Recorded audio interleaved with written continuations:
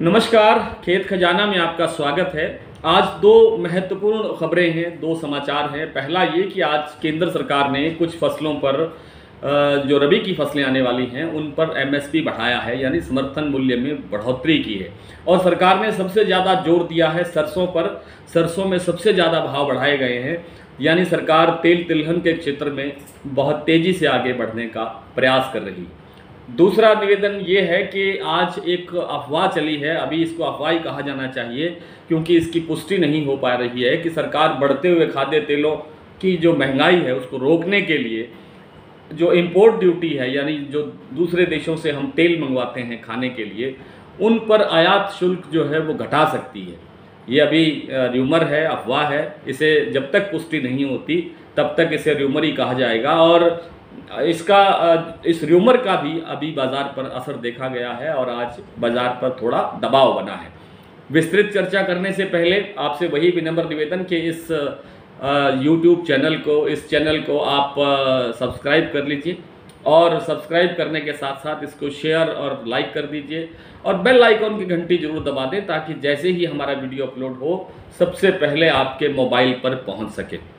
बात करते हैं एमएसपी की। केंद्र सरकार की आज कैबिनेट की मीटिंग थी और मीटिंग में सरकार ने सबसे ज़्यादा जोर दिया सरसों पर। सरसों की जो आने वाली फसल है, अभी अक्टूबर में बिजाई होगी और मार्च तक फसल आएगी, उस फसल के लिए सरकार ने जो एमएसपी है वो 5100 से बढ़ा करके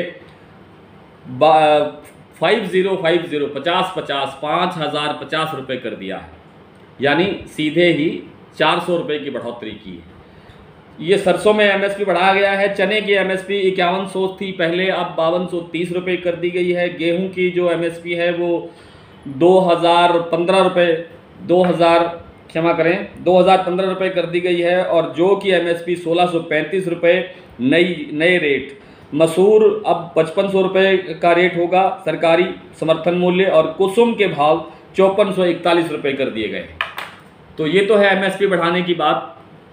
अब बात करते हैं कि आज कुछ ऐसी अफवाहें उड़ी, ऐसी खबरें उड़ी, ये कौन उड़ाते हैं कौन नहीं उड़ाते हैं इस पर कोई विशेष चर्चा करने की आवश्यकता नहीं है। लेकिन तेल तिलहन के बाज़ार में आज इसका दबाव देखने को मिला कि सरकार खाद्य तेलों पर महंगाई रोकने के लिए बाहर से जो हम तेल मंगवाते हैं, आपको ये जानकर के हैरानी होगी कि हमारे देश में जितना तेल तिलहन की उत्पादन होता है उससे हमारा काम गुजारा नहीं चलता है और हमें लगभग 70% जो हमारी पूर्ति करने के लिए जो तेल है वो बाहर से आयात करना पड़ता है और उस पर हमारी बहुत सी जो हमारे देश की जो राशि है, पैसा है, धन है, वो खर्च होता है। सरकार लगातार प्रयास कर रही है कि तेल तिलहन के क्षेत्र में भारत को आत्मनिर्भर बनाया जाए। इसी बात का आज दबाव बना और आज हालांकि बहुत बड़ा नुकसान नहीं हुआ है अभी भी, लेकिन जो एनसीडीएक्स के और दूसरे वायदा प्लेटफॉर्म के जानकार लोग हैं वो ये आज देख रहे होंगे कि आज बाज़ार में काफ़ी उठापटक रहा। कभी सरसों ऊपर की तरफ चली तो कभी नीचे की तरफ चली और ये सिलसिला जारी है। आज ऐसे लग रहा था कि बाज़ार कुछ ज़्यादा टूट सकता है, लेकिन बाज़ार में कहीं कहीं थोड़ी सी तेज़ी देखी गई तो कहीं कहीं 9-10 रुपये का बाज़ार टूटा भी है। सुबह जब मंडियां खुली तो बाज़ार में जोश दिखाई दिया, लेकिन शाम होते होते भरतपुर की मंडी सुबह 8352 रुपये पर खुली थी, शाम को 8350 रुपये का भाव रह गया। हालांकि सलोनी के जो भाव है वो अभी भी स्टैंड करते हैं 94 पर, 9400 रुपये के भाव पर।